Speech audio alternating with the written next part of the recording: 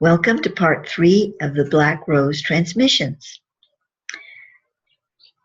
In part 2, we were reading about the gathering in San Antonio, in which Thoth through me gave the initiation of the unicorn, the Black Rose. Here we're going to be talking about the Panic Scowl group. This is the name Thoth gave a small grouping of people in Scotland for the work that they were doing there that was being guided by him. And also my friend Dolores Kemp was involved, who was and still is in San Antonio, in Texas. She was in San Antonio. Now she's in Houston. Her name is now Estrella, but I'm going to be referring to her as Dolores because that's what is in this text. Upon the return of our Panic Scowl member, Dolores Kemp, from Scotland, where she worked with Lawrence Chisholm, one of the Panic Scowl's Scottish members, Thoth, in his Merlin focus, gave me certain astounding information. Thus far, this knowledge has been allotted to me in 3 separate transmissions. First, in the presence of Dolores as we gathered to sort through her experiences on this last voyage, and the second portion was given to me in vision from that night. The third has been related in a written message from Thoth. This last transmission also includes the major revelations of the first 2.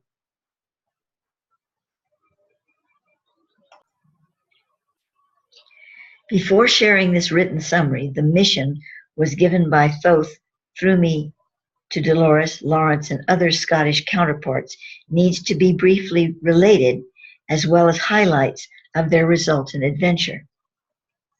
There were several different pathways given by Thoth for Panic Scowl to accomplish in Scotland this last trip, and many beautiful confirmations occurred for them as they proceeded in their journey. However, we shall focus here on the major event which concerns the topic of Thoth's recent message to Panic Scowl.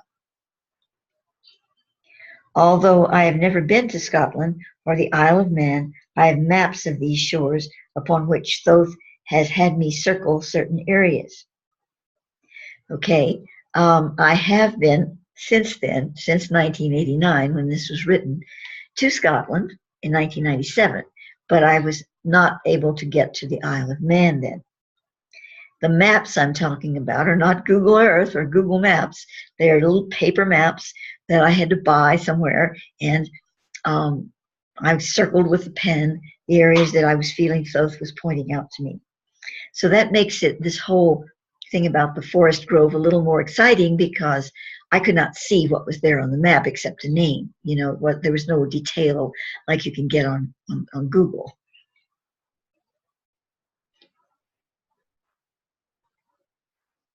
He told me that on the Isle of Man is the original grove of Merlin, where he was born, and where there is the sacred spring. Concealed from mortal eyes, yet present there, is the crystal cave of Merlin.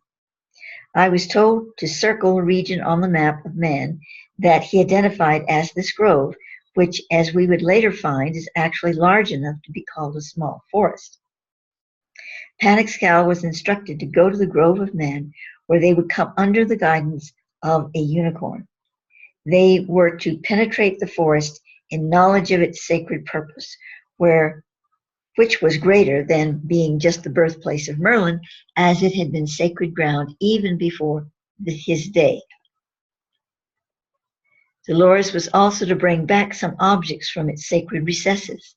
They were to be present in the grove at the same time John Davis, Panic Scowl member, and I were conducting the seminar in San Antonio, where the unicorn initiation was taking place. So while Panic Scowl was doing its work that night, they would be in coordination with our unicorn initiation taking place live in San Antonio.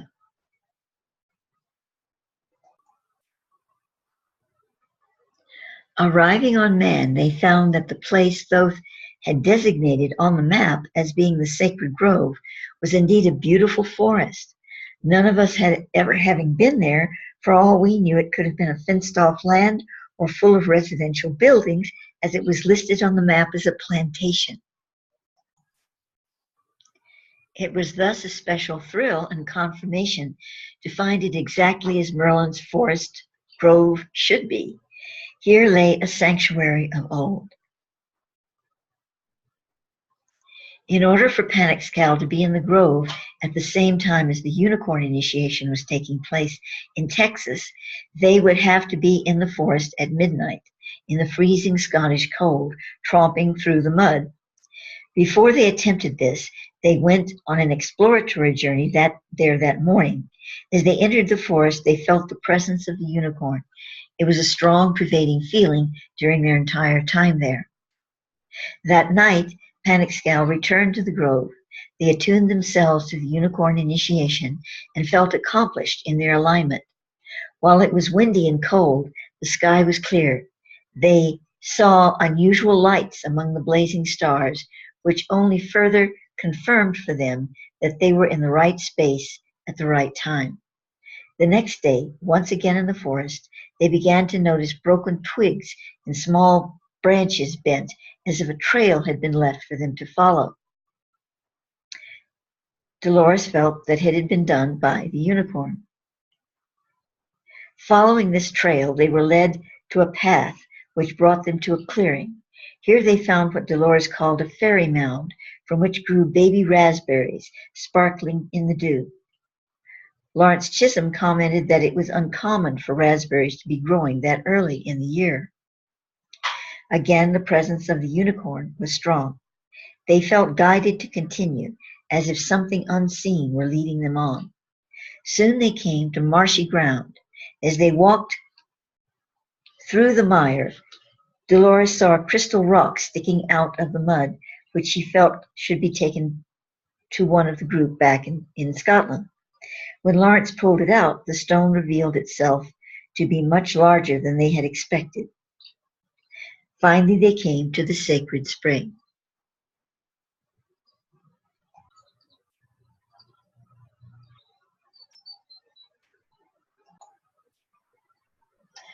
As they had been instructed, they filled a vessel with the most precious water. Thoth had said that the grove contained a shrine dedicated by a druid-like female named Sorsha to the one whom she had served, Queen Hatshepsut, Queen of Sheba. There have no doubt been others who have come and gone in earnest pilgrimage to this holy place. Upon Dolores's return to San Antonio, Thoth told me that when Lawrence pulled the crystal stone out of the ground in the Merlin Grove, he had pulled the crystal from the third eye of the dragon. This action opened a seal which had been awaiting its moment of revelation.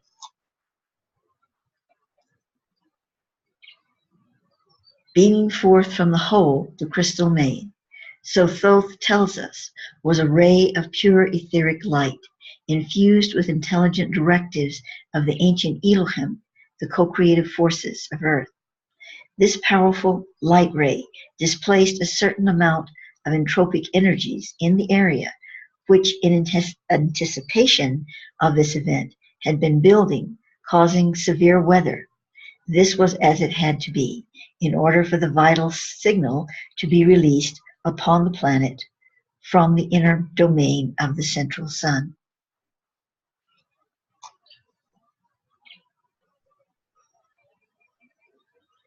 And now Thoth's message is given on 3/8/89.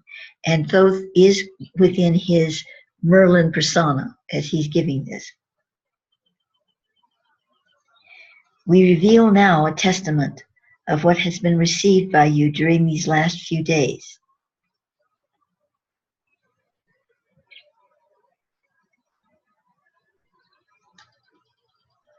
It is the testament of the Black Rose. One day this work shall come into the light of minds far removed in time from this moment, yet close upon the breath of the created verse which has been written by the wind that gathers these words unto the breaches of destiny. I can't help but feel that perhaps this is the day, because it is now 2018 and this was written in 1989. As the crystal was taken from the eye of the dragon, so the intelligent ray of creative purpose was released into the surface world of Earth, where it shall stir unseen forces into creating new matrices for the coming age. Other seals remain to be broken and rays released, but now we speak to you of the black rose, whose creation is fonted from the eye of the dragon. The unicorn who guided Panicscal into Merlin's grove is named in this text Chariot. He is a male unicorn, 3,501 years of age. He was born in that forest long before Merlin's time, when it was the gathering place for cosmorphic beings, high nature devas. These beings, summoned by the Elohim, the most regent of cosmos, came together here once every 300 years.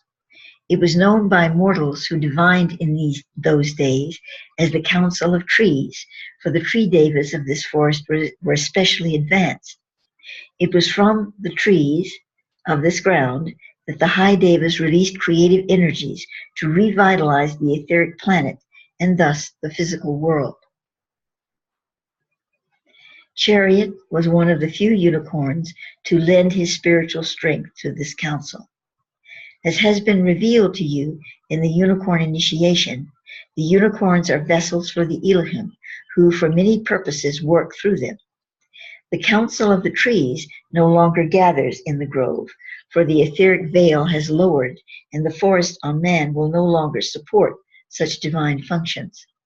Yet when Chariot was born, it was decreed that this fawn would father a black unicorn who would bring forth the sacred mystery to the surface of the planet in a future age. While occurring with greater frequency within the earth, only one black unicorn is born every 3,000 years on the surface. Yet the black offspring of Chariot would be even rarer. He would be like no other unicorn ever to be born until that time.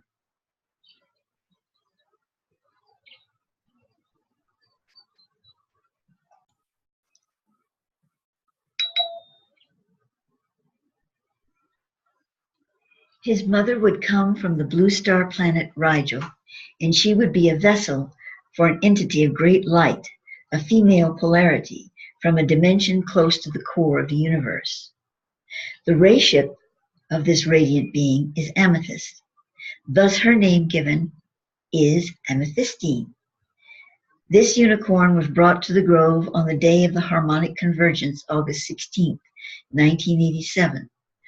On the date of March 31st, 1989, at 6:51 a.m. in the grove on the Isle of Man, so amethystine, from her union with Chariot, will give birth to the fawn now in her womb, the black rose. It is this fawn who was prophesied by the Council of Trees long ago. We are not yet ready to reveal to you the entire story, but we do tell you this, that the black rose will be the most spirit-infused being on this planet since the birth of Yeshua, Jesus. This unicorn is indeed a created vessel for the Christ, just as the other unicorns are created vessels for the Elohim. Understand that this is not what is thought of as the second coming, yet it is his overlighted creature sent into the highest level of the nature kingdom, where it can lead unseen the magical stream back into the heart of men and women. If this testament has the essence of a fairy tale, surely it is.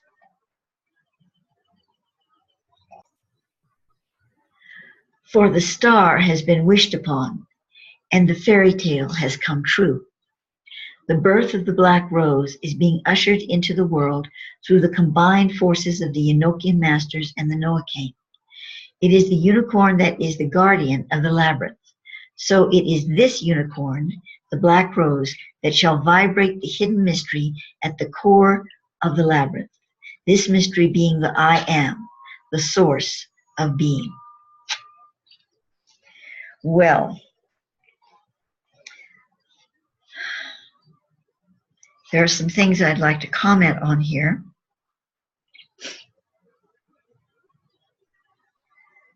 First of all, again, I keep reminding you this, especially when this story seems so fanciful, that we are dealing with energies, divine energies, that have penetrated our fantasy. They have brought to us in storybook form, the little children under the covers while mommy reads the books. Many times, what she's reading has either an essence of truth or a lot of truth in it. And we're also looking at how the mythos of spirit translates its vision to us. As you might have noticed, I'm having a little trouble with my throat this morning. In any case, I shall persevere because I want to get this done. I feel the energy is really prompting me to do it right now. It's like there are timings for these things.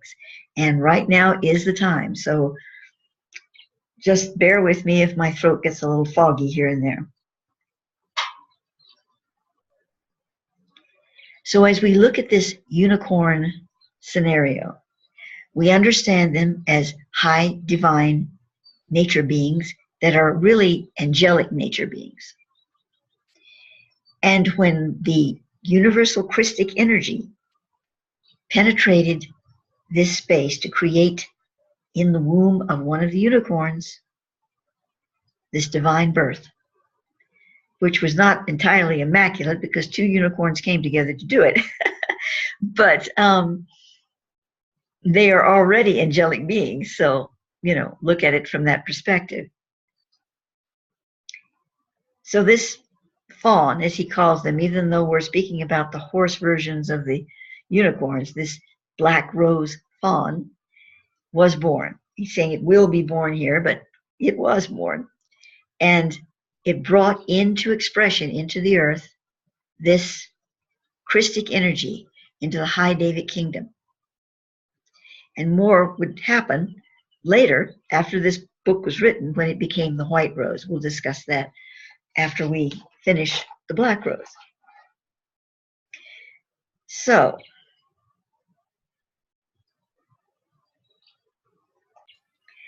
this is going to conclude part 3. We'll continue in part 4 with some questions and answers from me with Thoth concerning this whole topic.